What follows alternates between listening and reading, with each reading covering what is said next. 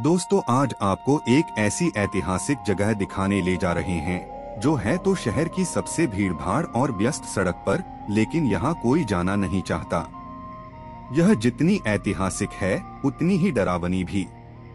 ऐतिहासिक इसलिए कि देश पर 300 साल से ज्यादा समय तक राज करने वाले मुगल वंश के आखिरी चिराग यहीं पर बुझा दिए गए थे। दिल्ली पर अंग्रेजी राज का झंडा भी इसी जगह से बुलंद हुआ था। नादिर शाही और औरंगजेबी तलवारों ने भी यहाँ कहर बरपाया। कई और ऐतिहासिक घटनाएं इस जगह से जुड़ी हैं, लेकिन सभी में एक कॉमन बात है, कत्लोगारत या खून खराबा। यह जगह अतीत में इतने खून खराबों के लिए कुख्यात रही है कि इसका नाम भी खूनी दरवाजा पड़ गया। हालांकि सरकारी फाइलों और साइन बोर्ड पर इसका नाम लाल दरवाजा है, लेकिन यहाँ खून के छींटे इतने गहरे और त्रासद रहे हैं कि इसे वर्षों से खूनी दरवाजा ही कहा जाता है। अब शायद आप यह भी समझ गए होंगे कि हमने इसे डरावनी या हॉन्टेड क्यों कहा है। वैसे स्थानीय लोगों में इसके हॉन्टेड होने को लेकर कई कहानियां मशहूर हैं, लेकिन हम आपको फिलहाल इसके ऐतिहासिक पहलू को दिखाने के नजरिए से ही यहाँ लाए हैं। तो यही है वो खूनी दरवाजा, जिसके कई दिलचस्प और ऐतिहासिक बातों से आपको वाकिफ कराएंगे, लेकिन यह भी बताते चलें कि यह खूनी दरवाजा ऐसी जगह स्थित है जो पुरानी दिल्ली को नई दिल्ली से अलग करती है। वैसे तो नई दिल्ली और पुरानी दिल्ली के बीच कोई औपचारिक मार्किंग नहीं है, लेकिन यहीं से नॉर्थ में पुरानी दिल्ली का इलाका यानी दिल्ली गेट, दरियागंज, जामा मस्जिद, लाल किला, चांदनी चौक वगैरह हैं, और साउथ में आगे की ओर ITO, supreme court, Pragati Maidan, India gate वगैरह। यानी नॉर्थ से आते समय हम यहाँ ITO से 1-8 किलोमीटर पीछे और दिल्ली गेट से 1-8 किलोमीटर आगे हैं। एग्जैक्ट लोकेशन की बात करें तो यह स्मारक मौलाना आजाद मेडिकल कॉलेज के ठीक सामने है, और दूसरी तरफ बगल में ही फिरोज शाह कोटला भी है। तो दोस्तों, यह जगह जिस घटना के लिए सबसे ज्यादा चर्चा में रही है वो यह कि साल 1857 में मुगल वंश के आखिरी बादशाह बहादुर शाह जफर को गिरफ्तार करने के बाद उनके 2 शहजादों और पोते को यहीं पर सरेआम गोली मार दी गई थी। वो मंजर इतना भयावह था कि उसने दिल्ली की रगों में लंबे समय के लिए सिहरन पैदा कर दी।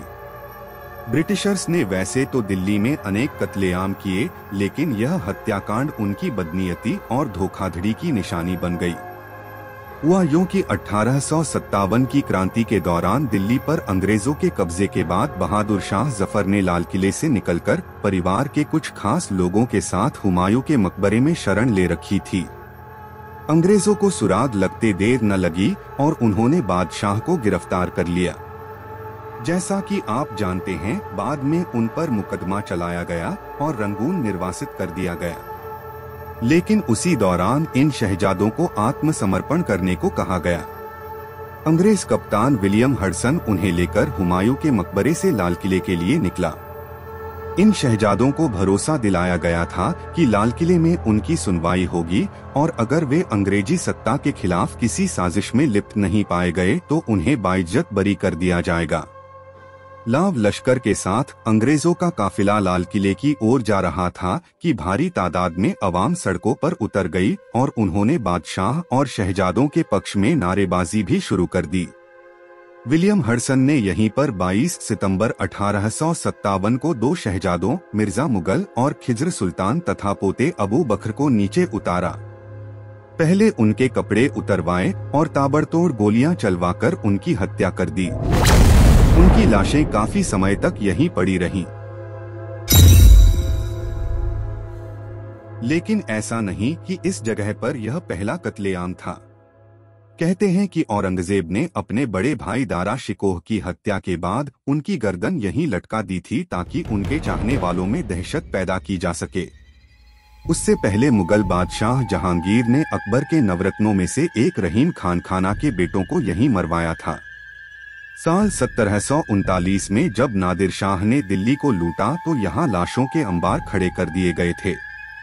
साल 1947 में देश के बंटवारे के समय हुए दंगों में यहाँ शरण लेने वाले कई लोगों का भी कत्ल कर दिया गया था। यह जगह हत्याओं के इतिहास से इस कदर रक्तरंजित है कि कई स्थानीय लोग ये मानने लगे कि यहाँ मारे गए लोगों की आत्माएं रात में आसपास भटकती हैं। यही वजह है कि यहाँ रात तो क्या दिन में भी लोग बहुत कम ही आते थे। फिलहाल यह इलाका काफी व्यस्त और रोशन है। पुरातत्व विभाग ने इसे संरक्षित इमारतों में शुमार भी कर लिया है। ऐसे में दूर दूर से पर्यटक इसे देखने भी आते हैं। क्वार्टजाइट पत्थर से बना 15.5 मीटर ऊंचा यह स्मारक पूरी तरह मुगल शैली में नहीं है। असल में इसका निर्माण सूरी वंश के शेरशाह सूरी ने कराया था। इस गेट से होकर जाने वाला रास्ता पश्चिमोत्तर में अफगानिस्तान के काबुल तक जाता था और यही वजह है कि इसे अरसे तक काबुली गेट के नाम से भी जाना जाता है। भीतर से 3 मंजिला इस इमारत में ऊपर चढ़ने के लिए सीढ़ियां भी हैं, जो मुमकिन है इसे सिक्योरिटी पोस्ट के तौर पर इस्तेमाल करने के लिए बनाई गई हों। बहरहाल आप इस स्मारक को बहादुर शाह जफर मार्ग पर आते जाते भी देख सकते हैं।